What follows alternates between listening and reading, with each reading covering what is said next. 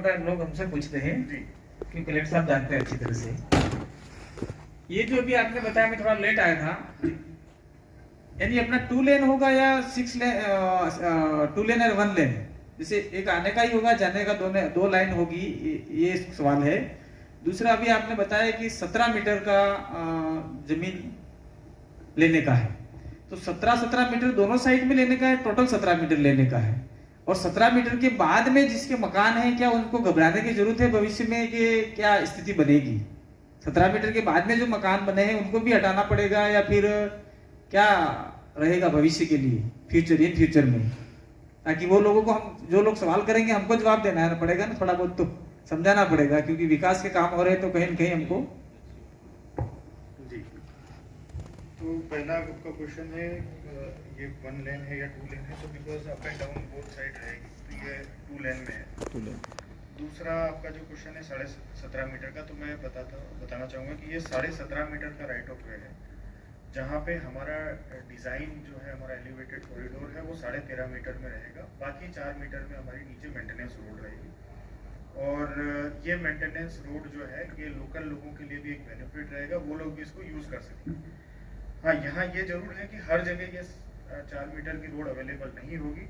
जहाँ हम कंस्ट्रक्ट कर सकते हैं वहाँ हम बनाएंगे, जहाँ नहीं कंस्ट्रक्ट कर सकते हैं, जहाँ ऑलरेडी हमारी नीचे किसी रोड के अलोंग हम जा रहे हैं, तो वहाँ कंस्ट्रक्शन रोड या मेंटेनेंस रोड बनाने की ज़रूरत नहीं होगी, तो वहाँ ये नहीं बनेगी। तीसरा आपका प्रश्न है जो 17 मीटर के बाद जो मकान है, तो 17 मीटर के बाद जो मकान है उन्हें किसी को भी घबराने की कोई ज़रूरत नहीं है। जैसा मैंने बताया कि 13.5 मीटर का हमारा वैसे भी जो स्ट्रक्चर है, एक साइड 4 मीटर की रोड है, तो 17.5 मीटर के बाद किसी को घबराने की ज़रूरत नहीं है, क्योंकि ये बहुत ही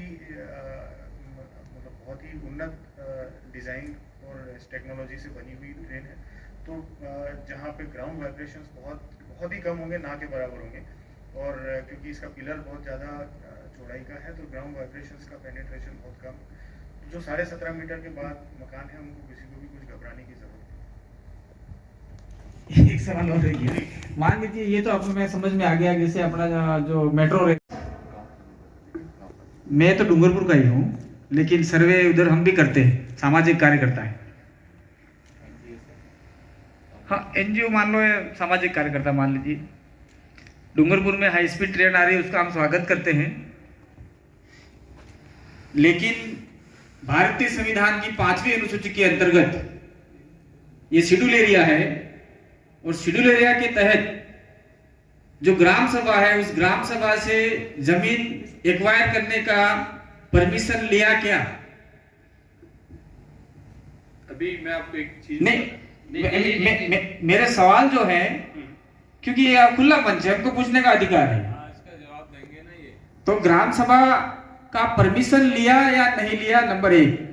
दूसरा, अगर परमिशन लिया है तो उसका कॉपी हम लोगों को उपलब्ध करवाई जाए, आज नहीं, काल नहीं, परसों, जब भी आप चाहो तब। दूसरा सवाल ये है कि जो हाई स्पीड ट्रेन निकलेगी, उस ट्रेन निकलने के वहां जो पेड़ पौधे, खेत खलियान और जो सारा पर्यावरण नुकसान होगा, उस पर्यावरण के लिए क्या आप नए पौधे लगाएंगे? जो भी कंपनी है वो क्या पौधे लगाएगी? और जो हाई स्पीड ट्रेन यहाँ पे निकल रही है, उससे यहाँ के स्थानीय आदिवासियों को किस प्रकार का फायदा होगा? क्योंकि देश का फायदा होगा, हम देश के विकास के विरोधी नहीं, लेकिन यहाँ के लोगों का नुकसान होके जो काम होगा, उसका उन लोगों को क्या बेनिफिट होगा? और हमारे साथी ने पूछा था कि कितनी जमीन एक्वायर होगी। अभी संचय ये है कि हाईवे के उस साइड में 1.5 किलोमीटर और 1.5 किलोमीटर इधर, ऐसा कोई संभावना लोग हमको कह रहे हैं, तो इतनी सारी जमीनें जाएगी।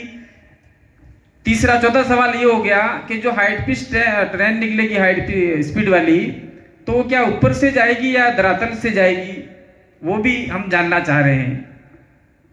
मैं राठौड़ साहब को आमंत्रित करता हूँ कि थोड़ा मंच पे आएं और आपकी जो भी आपके जो क्वेश्चंस हैं ये बहुत लॉजिकल हैं।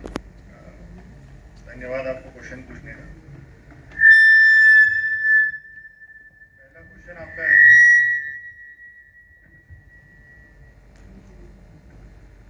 पहला क्वेश्चन आपका है ग्राम सभा से रिलेटेड।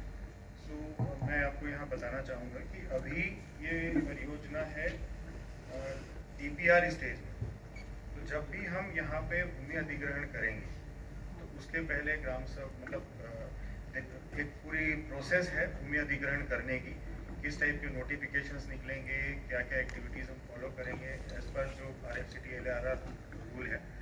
उन सारी नियम कायदों को फॉलो करने के बावजूद उसके बाद ही हम आगे बढ़ेंगे और उसके अंदर ग्राम सभा का प्रावधान है तो हम ग्राम सभा कंडक्ट करवाएंगे उनसे परमिशन।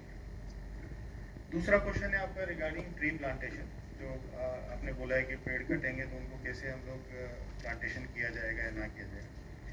यहाँ पे 2-3 अलग अलग प्रकार के पेड़ों को हम अलग अलग प्रकार की श्रेणी में रखते हैं कि फॉरेस्ट के पेड़ हैं या रिजर्व फॉरेस्ट के हैं या प्राइवेट ट्रीज हैं या किसी शेड्यूल एरिया में आने वाले ट्रीज हैं।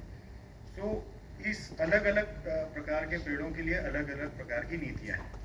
हर तरह के पेड़ को कैटर किया जाएगा और जैसे जो फॉरेस्ट का जितने पेड़ कटेंगे तो हर अलग अलग एरिया में कहीं 1:2 रेशो में प्लांटेशन होता है, कहीं 1:5 रेशो में प्लांटेशन होता है।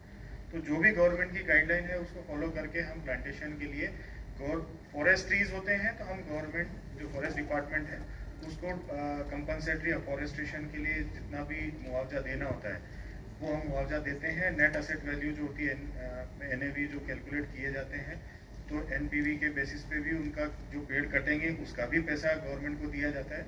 So we are in social मतलब हम इन्वायरमेंट से रिलेटेड जितने भी ये हैं उसके लिए हम लोग रिस्पॉन्सिबल हैं, एक रिस्पॉन्सिबल ऑर्गेनाइजेशन है।